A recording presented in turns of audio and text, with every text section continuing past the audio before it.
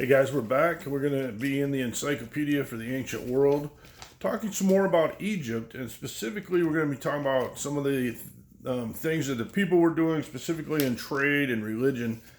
So let's go ahead and just start with the trade. Trade and diplomacy, okay? They go kind of hand in hand, and the Egyptians had a very complex relationship when it comes to trade and diplomacy, especially between the nearby lands, okay? The first thing the Egyptians want to do is maintain power in the region. But they also need to be able to open up trade routes and import and export goods between countries. And when you do so, you also create this fear, especially during Egyptians' expansion time, that they're going to try to overtake you. So it's a very delicate, complex process. And they need to allow travel with those goods between, the different places. And the Egyptians kept a very tight control of the goods and people coming in and out of the territories. That's the first thing they did, was a very tight control of people coming in and out. And that helped to eliminate some of the, foreign spies and different things that they might run into. They also used ambassadors to help deal with diplomatic matters, but also for trade agreements. Some of the goods that were coming in and out of Egypt at the time, especially in the ancient times, okay, and still some of it to today, is the Egyptians exported a lot of different things, primarily grain, wine, linen, papyrus, other manufactured goods, and gold. A lot of gold. However, like most countries, they don't have everything they need, so they have to import some things as well. And they imported different things from different regions, which would be normal. From the Near East, they had oil and resin that came in. From Greece, they received silver and copper. From Cyprus, they got a lot of slaves and a lot of horses. Then the area of Punt inside Africa, they received myrrh trees and other exotic African goods. And then lastly, from Lebanon, they received wood, because wood was, as you can imagine, in the desert, a very short supply, and so Egypt didn't have a lot of wood, so they had to import pretty much everything that they had. Different stories and things talk about trade, and so I want to tell you quickly about this story. It's called the Tale of Wen Amun. Okay, it's written at the end of the New Kingdom, around 1070 BC, and it tells the story of an Egyptian ambassador and shows the links between the worlds of trade and democracy. So ultimately, this ambassador is sent from Egypt, and his name is Wen Amun, and he's sent on a mission to Byblos in Lebanon. He's trying to get cedar wood to bring back for buildings of importance in Egypt. As he's traveling along his way, trying to get to Lebanon, he's robbed. Eventually, he arrives in Lebanon, and once he gets there, he's treated very badly by the Lebanese people, and eventually has to pay a very high price for the wood he's seeking. He did get the wood, but had to pay a very high price.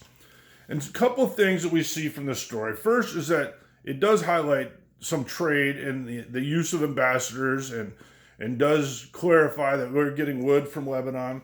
But during this time, this New Kingdom period, it does show Egypt's power is beginning to wane. Nobody's afraid of Egypt at this point. They're not afraid to upset them. They're not afraid to rob the Egyptian, important person on the street. And so this story does both those things. One of the other things besides trade that they did was foreign tribute. Again, like I talked about, there's some concern when you're trading, whether they're trying to actually take over you or just trade. A lot of people, the Egyptians did take over, and they were forced to pay tribute, foreign tribute. Any conquered nation had to pay tribute back to Egypt.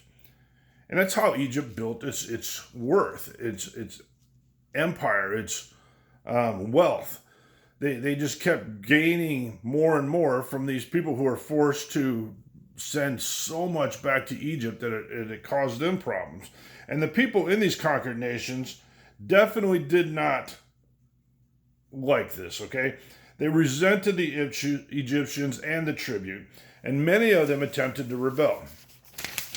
One of the things the Egyptians did, though, to try to prevent some of this rebellion is, and they might call it a diplomatic ploy. They took foreign princes and brought them back to Egypt, where they were treated very well.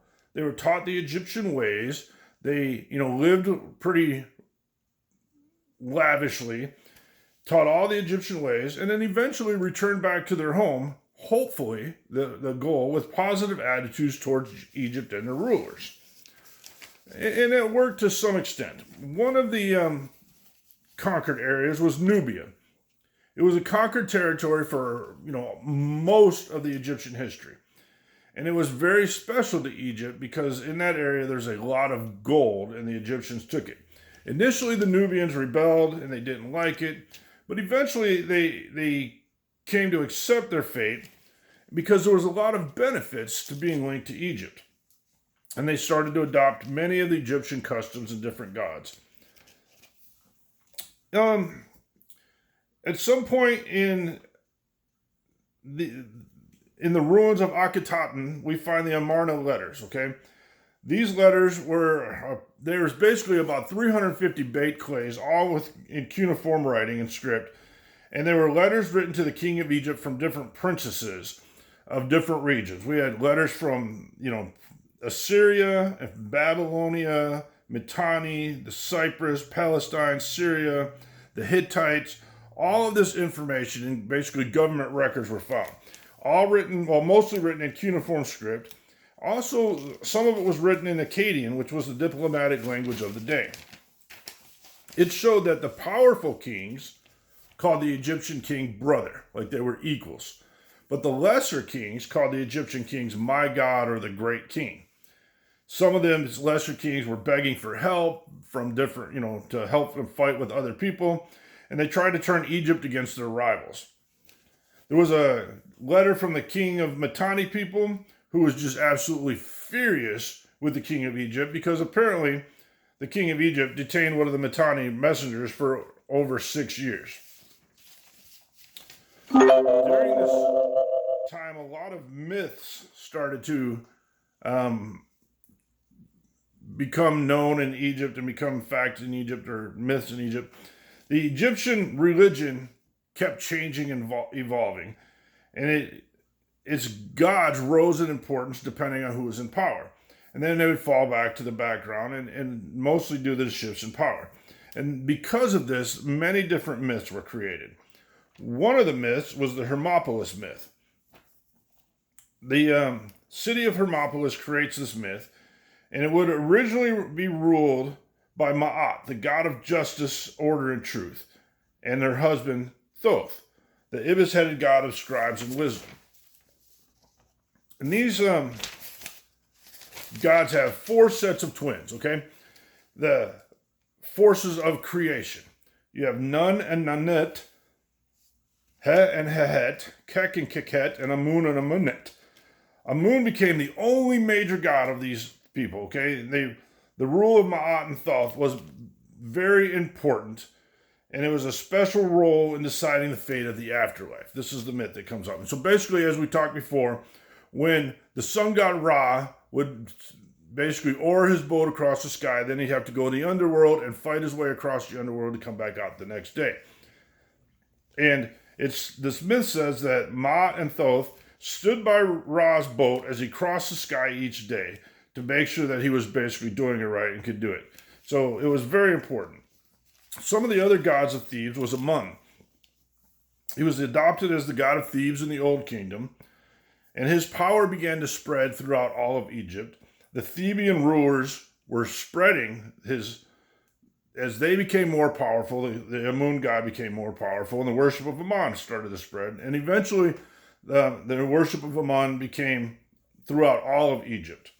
And then you have Amunet, which was the original wife of Amun, and eventually replaced by Mut. Amun's new wife, Mut, was the goddess of motherhood and had a son called Khonsu. These Theban triad was created from these gods, Amun, Mut, and Khonsu.